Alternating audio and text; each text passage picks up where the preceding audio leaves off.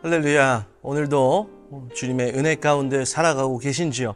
날마다 하나님의 은혜 가운데 또 하나님이 주시는 기쁨과 평안 가운데 살아가시는 저 여러분들에게 간절히 소망합니다. 우리 먼저 하나님 앞에 찬양으로 영광 올려드리죠. 찬송가 212장 우리 함께 찬양하겠습니다.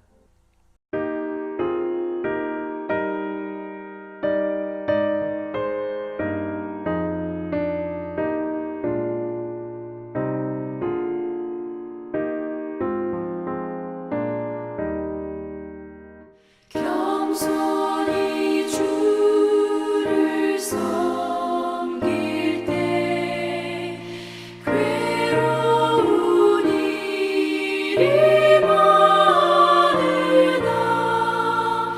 구주여 내게 힘 주사 잘 감당하게 하소서. 장래의 영광 비추사 소망이 되게 하시며 구주와 함께 살면서 참 평강 얻게 하소서.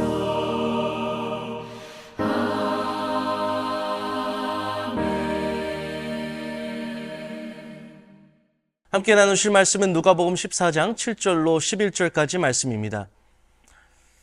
청함을 받은 사람들이 높은 자리 택함을 보시고 그들에게 비유로 말씀하여 이르시되 내가 누구에게나 혼인잔치에 청함을 받았을 때에 높은 자리에 앉지 말라.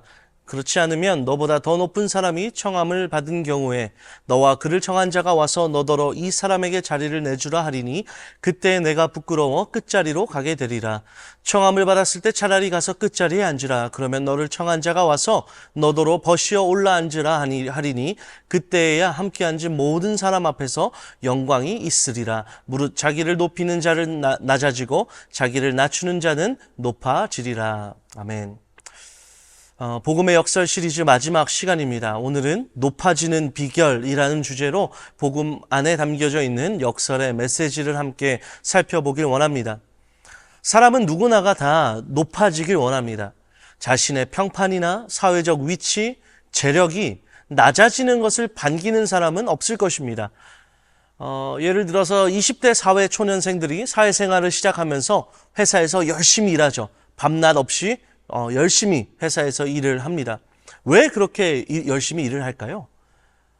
회사에서 인정받아서 승진하기 위함이죠. 사업하시는 분들을 한번 볼까요? 왜 그렇게 거래처를 늘리고 열심히 자신의 사업을 일굽니까? 자신의 사업장을 더 키우고 더 많은 부를 얻기 위함입니다. 이것이 세상에서 우리가 마주하게 되는 세상의 가치관이죠. 사람들은 계속해서 높아지려 합니다. 근데 참으로 안타까운 사실은 이러한 모습이 교회 안에도 들어와 있다는 것입니다. 교회 안에서도 서로가 높아지려 합니다.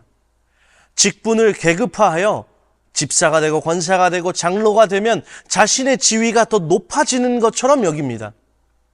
열심히 사역을 하고 헌신하고 충성하는 것이 하나님을 위하여 하는 것이 아니라 교회 안에서 자신의 입지를 굳히고 인정받으려고 하는 것이죠.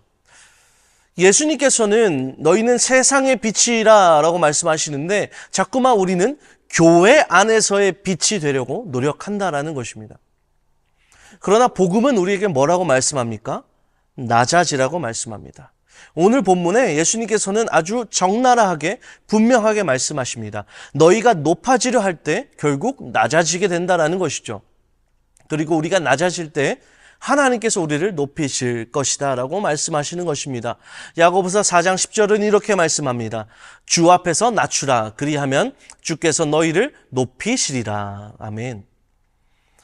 교회 안에서조차 서로 높아지려 하고 자신의 지위와 직분을 내세우려고 하는 이 현대의 교회 문화 속에서 우리는 예수 그리스도의 모습을 되새겨야 합니다. 예수님께서는 어떠한 모습을 보여주셨습니까? 온 세상 만물을 창조하신 하나님이신 예수님께서 자기 자신을 낮추셨습니다. 우리가 잘 아는 빌립보서 2장 5절로 8절 말씀입니다. 너희 안에 이 마음을 품으라. 곧 그리스도 예수의 마음이니 그는 근본 하나님의 본체시나 하나님과 동등됨을 취할 것으로 여기지 아니하시고 오히려 자기를 비워 종의 형체를 가지사 사람들과 같이 되셨고 사람의 모양으로 나타나사 자기를 낮추시고 죽기까지 복종하셨으니 곧 십자가에 죽으십니다. 예수님께서는 하나님과 동등됨을 취할 것으로 여기지 아니하시고 종의 형체를 가지사 자신을 낮추십니다. 그런데 어디까지 낮추십니까? 바로 처절한 십자가의 죽음까지 자신을 낮추셨습니다. 저와 여러분에게도 이 예수 그리스도의 마음이 있기를 간절히 축복합니다. 우리가 우리의 가진 것으로 또 우리의 사회적 지위로 또 직분으로 교회 안에서의 계급을 정하고 누구는 낮추고 누구는 높이는 이러한 세상적인 모습이 아니라 나 스스로가 먼저 나 자신을 낮추고 또 세상에서 소외된 자들을 위해 낮은 곳으로 내려가신 예수 그리스도의 모습을 닮아서 우리도 서로가 서로를 더 낮게 여기고 겸손하게 나 자신을 낮추는 그러한 모습이 있어야 할 줄로 믿습니다. 이렇게 자신을 낮추는 자들에게 주시는 은혜가 무엇입니까? 하나님께서 그를 높이신다라는 것입니다. 빌립보서 2장 9절로 11절 말씀입니다. 이러므로 하나님이 그를 지극히 높여 모든 이름 위에 뛰어난 이름을 주사 하늘에 있는 자들과 땅에 있는 자들과 땅 아래에 있는 자들로 모든 무릎을 예수의 이름에 꿇게 하시고 모든 입으로 예수 그리스도를 주라 시인하여 하나님 아버지께 영광을 돌리게 하셨느니라. 아멘. 그런데요, 여기서 우리가 간과하면 안 되는 부분이 있습니다. 우리가 내가 높아지겠지라는 마음을 가지고 낮아짐으로 나아가서는 안 된다라는 것이죠. 내가 낮아지면 하나님이 분명히 높여주실 거야라는 어떠한 보상 심리를 가지고 이러한 마음을 가져서는 안 된다라는 것입니다. 그리고 우리가 기억해야 되는 것이 있어요. 여러분, 내가 낮아질 때, 내가 겸손히 행할 때 하나님께서 나를 높여주신다라는 것은 단순히 내 지위가 올라가거나 내 평판이 올라간다라는 의미가 아니다라는 것이죠.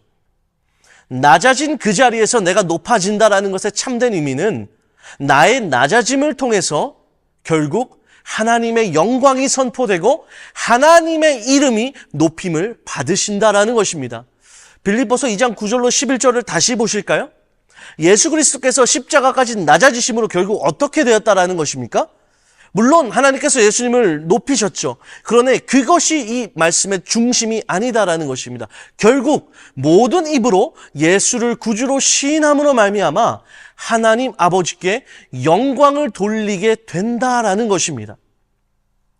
그렇기에 여러분, 우리가 낮아졌다고 해서 무조건 우리의 지위나 위치나 평판이 높아지는 것 아닙니다. 그러나 우리가 겸손히 낮아질 때 그것을 통해서 하나님 아버지가 영광 받으신다라는 것입니다. 이것이 진정한 높아짐의 비결이고 또 높아짐의 축복입니다. 간절히 소망하기는 저와 여러분이 예수 그리스도의 마음을 품고 낮아지길 간절히 소망합니다. 예수 그리스도께서 소외된 자들에게, 가난한 자들에게 그 낮은 곳으로 가셨던 것처럼 저와 여러분도 우리의 삶 가운데서 우리 주위에 소외된 자들, 연약한 자들, 가난한 자들을 향해서 낮아질 수 있는 저와 여러분이 되게 간절히 소망합니다. 그렇게 우리가 낮아지고 겸손히 행할 때 하나님께서는 분명 우리를 높이실 것입니다. 그러나 그 우리가 높임 받는 것이 우리의 지위가 올라가고 우리의 재물이 많아지고 우리의 평판이 올라가는 것은 아닙니다. 우리가 낮아진 그 자리에서 저와 여러분의 삶을 통해 하나님의 영광이 드러나고 또 모든 이들이 하나님의 이름을 높이는, 하나님께 영광 올려드리는 그 귀한 역사가 바로 높아진다라는 것이죠. 이 높아짐의 비결을 온전히 마음에 새기시고 또 높아짐의 축복을 날마다 누리시는, 하나님의 영광을 드러내시는 저와 여러분의 삶이 되기를 간절히 축복합니다. 이 시간을 함께 기도하실 때 이렇게 기도하기 원합니다. 하나님, 내가 예수 그리스도의 마음을 품고 낮아질 수 있는 믿음을 허락하여 주시옵소서. 또 나의 낮아진 그 자리에서 나의 삶을 통해 하나님의 영광이 온전히 선포되어지는 축복의 삶으로 나아가도록 나를 인도하여 주시옵소서. 우리 함께 기도하겠습니다. 사랑과 은혜의 하나님, 참으로 감사합니다. 오늘도 신실하게 우리 삶을 인도하시며 은혜와 평안으로 우리 삶을 채워주시는 하나님을 찬양합니다. 오늘 말씀을 통해서 우리가 예수 그리스도의 마음을 품고 낮아져야 함을 우리가 다시 한 번 더 묵상합니다. 하나님, 세상의 가치관을 가지고 교회 안에서 내가 높아지려고, 내 이름을 떨치려고, 내 영광을 드러내려고 힘쓰는 그러한 인생이 아니라 낮은 곳으로 가셨던 예수 그리스도를 우리가 본받고 나의 삶을 통해 오직 하나님의 이름만이 높여지며 하나님의 영광이 드러나는 축복의 삶이 우리의 삶이 되도록 하나님 은혜 베풀어 주시옵소서. 감사드리며 예수님의 이름으로 기도합니다. 아멘.